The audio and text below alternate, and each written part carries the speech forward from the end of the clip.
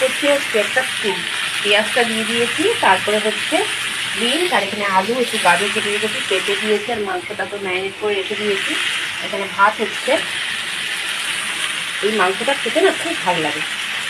আর যদি শরীর খারাপ হয়, খিদে থাকে না, তখন এই গরম গরম মাংসের ঝোল আর ভাত।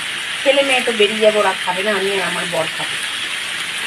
মশলা দিয়ে নিয়েছি, আদা রসুন পেস্ট, আর এই যে কষাচ্ছি, কষিয়ে জল দিয়ে দেবো। ভাত তো আমার অলমোস্ট ডান, রেডি। তো আমি এখন গ্যাসটা পুছে নেব, তারপরে ছেলে মেয়ে তো বেরিয়ে যাচ্ছে। চলো তারপরে স্নান করে আসছি আবার।